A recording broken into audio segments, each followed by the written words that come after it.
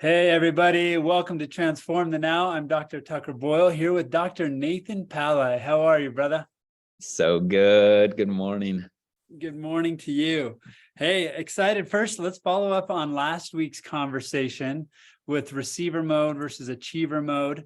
And we'll just start here. I called you during the week. I didn't tell you we were going to talk about this, but there was this moment when I called during the week and you were stuck in a traffic jam. And I'm like, how you doing, Nate? And you're like, you know what? I'm doing awesome. I'm just sitting here in traffic. And I'm like, okay, this guy is finding receiver mode in his life, right? Like Trying, right? So tell me about that a little bit. Like, why does a traffic jam like float your boat these days? Why is it something that you like can get excited about? Dude, that's a tricky question because I once wrote an essay on my pet peeve. I think it was like a graduate school entrance essay. And it was one I was rather proud of. And it was all about the rage I felt in traffic. Like the main bit about it. However, recently I've come to see I cannot control it. Like if there were drones that would lift cars out of the way for me and drop them to the side and I could zoom through, that would be adorable. But I cannot do anything about it. So I can control my reaction.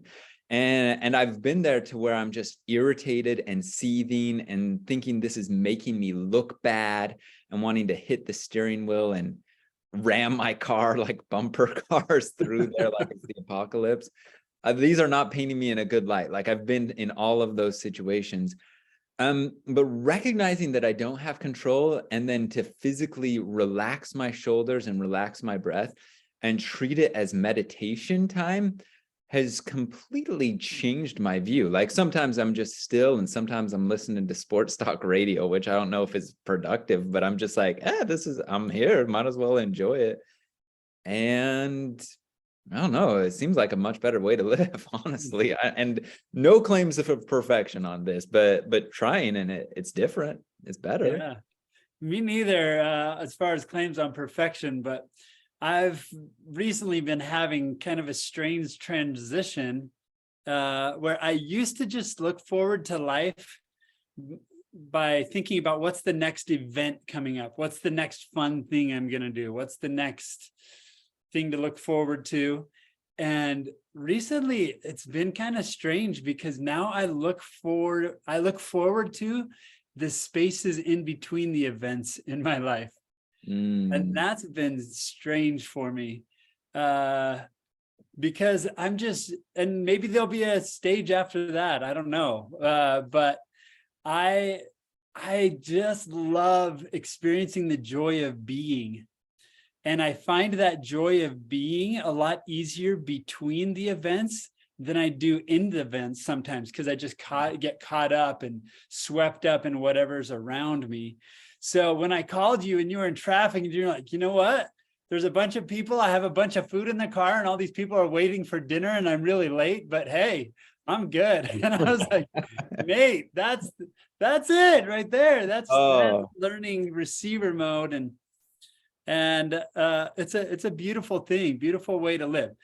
And so as people listen to last week's episode about receiver mode, it is something that it's like you don't learn receiver mode and you're there always. And it's practice, right? It's like Nate says, you notice an opportunity and you're like, oh, I'm going to switch into receiver mode here because achiever mode is only creating stress and grief and not helping at all. But first, that awareness, and second, that practice, it's life-changing and it's a beautiful thing. What would you add, Nate? Oh, I would like, first of all, you were reminding me of like an Alabama song I grew up on, like where he's like, I'm in a hurry to get things done. Like, you remember that one? Maybe you weren't country enough growing up. Well, you're from Idaho. Like you had to have heard that song growing well, I'm up. sure my neighbors were playing it, but I was listening to R&B, like Boys to Men, man. But just like that idea for the next event, like that's a real thing, right? No, so I would just agree. And there's no question, like if we can say one thing on this, it's like we are about transformational practices. Getting reps is huge. Like the more hours you put in, the more moments, not hours, moments, the more moments you string together, like it really becomes easier. That which you persist in doing becomes easier. Who says this? I don't even remember. Not because the nature of the task becomes easier, but your capacity to do the task becomes easier. And I'm paraphrasing a famous quote, and I have no context to quote it. Like it's real, the reps matter. And I'm just noticing, like, Tucker and I have been trying to do this sort of surrender practice for years now, and it's starting to click and work. And so I just am saying, like, keep at it, get those reps in. Yep. If in your first tries getting into this receiver mode, it's not like absolute bliss. We just hope you've had some tastes and kind of can see where are being drawn forward to this space where life just gets beautiful and more fulfilling, and there's more satisfaction than when we're, caught in that achiever mode that leads us to those dead ends of stress and anxiety and difficulty in life. So just a quick wrap up and review. I just loved calling you this week. I was actually sitting in the tire store waiting for my tires when I called you, and I was having like this euphoric experience. I was like, I love sitting in the tire store. It's the best. And then I have these out of body experiences where I'm like, Tucker, like, what is happening to you? Like, why do you get used to waiting, or why do you enjoy waiting for your car to be fixed these days? And I don't know, I can't fully explain it, but there's something beautiful and sacred about finding that receiver mode and dwelling there. And it's a cool thing. It's a real, and I'll just say this, it's not a normal thing from what I'm observing. Like, as I sit in the tire store and look at all the other people waiting for their cars, most of us, it seems like and this isn't a judgment because this is me too, it seems like the reflex is not to go to receiver mode, it's to like distract our minds with something else, right? Like the TV, or get on a phone, or get in a conversation or a magazine or something like that. And our thinking mind is still running the show. And so in that mode, that anxiety and that stress can still flourish inside of us. But it's finding these opportunities to like, okay, here's a chance for receiver mode where I can release all the stress and anxiety. Because when we are in that mind, and when we are always in that thinking mind, it's like we're carrying an ego load with us. Like, I don't know how else to say it, but an ego load is a real thing. It's like we have this carabiner that's attached to this load of stuff that our ego drags around with us. And receiver mode just clicks that carabiner, takes it off, and you just feel this rush of freedom and bliss. And it's a beautiful thing. It's not super easy, and it does take practice, but it is a beautiful thing. So we're excited to help people keep practicing and find this more and more in life. And I would just add, like you don't really have anything to lose to just try out and to imagine for a moment that there is something beyond you that can create an influx in your life that you can receive from, and it can be transformational. Like there's honestly nothing to lose than just trying it out a little bit and practice a bit. Yep. Well, Nate, there was something else that we came across, that you came across this week, and I got excited about. You were sharing with me about a concept that you came across, a Navajo concept. Why don't you take us there now? Yeah. So I am not Navajo. The Dene. So I will not pronounce things correctly, kind of like my Latin and Greek. But there's Navajo concept called Hozho or Hozho. And from what I understand, and from what I've been researching and reading, like there's not really a word for religion or art in Navajo. Instead, the word is Hozho, and it kind of describes this idea of balance and beauty and harmony right here. And basically, it takes into account the idea that the world is changing, and we're going to encounter pain as we do not acknowledge that, when we resist that change. And instead, this Navajo concept seeks to develop and walk in harmony with the changing world, and to walk in, and the phrase used frequently is to walk in beauty, which I think is just a cool way to think about life right here. And so instead of, like, if it's a drought, instead of praying for rain, like the idea is you pray for you to be in harmony with the drought, right? And you can still work to overcome these things, and to work within the confines given, but to be flexible and in harmony here, and just look for the beauty in every moment. Just look for how there is beauty already there, how you can participate in the harmony of the world in regular life.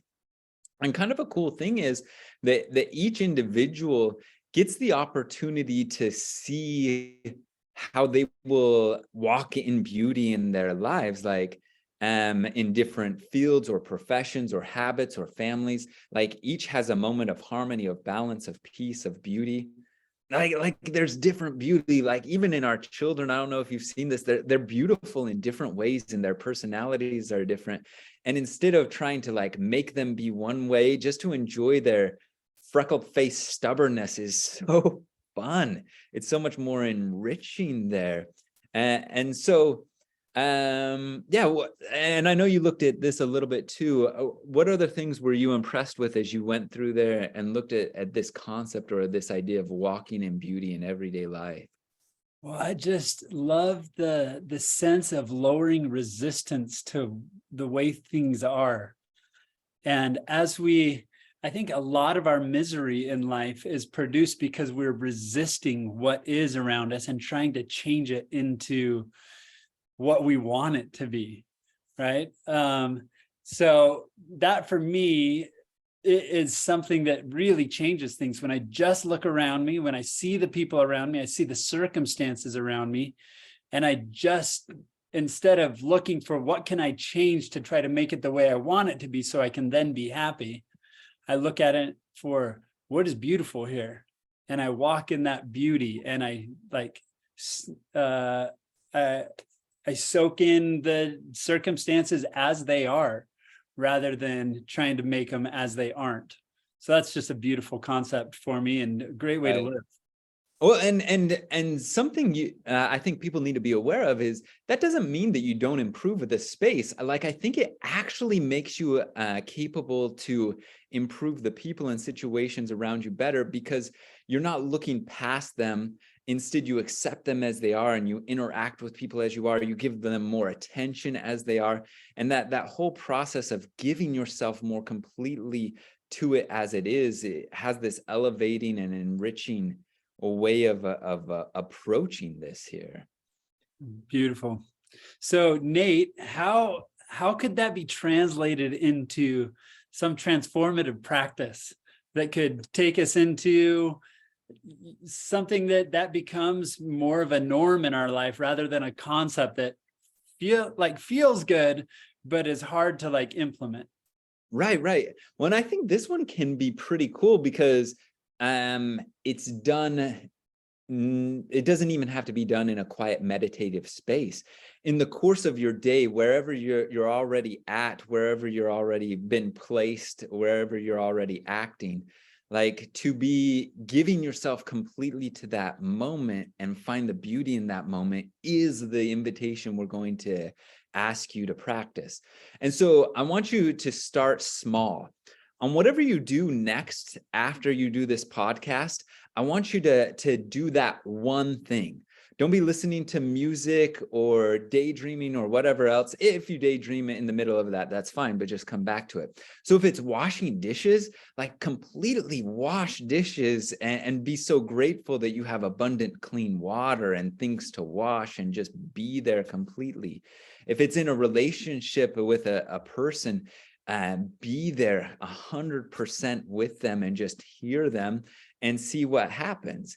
And just string a couple of these moments together. But I'm just asking you, the first practice of this is to walk in beauty of the next moment in your life, whatever it is, and just completely and singularly be there.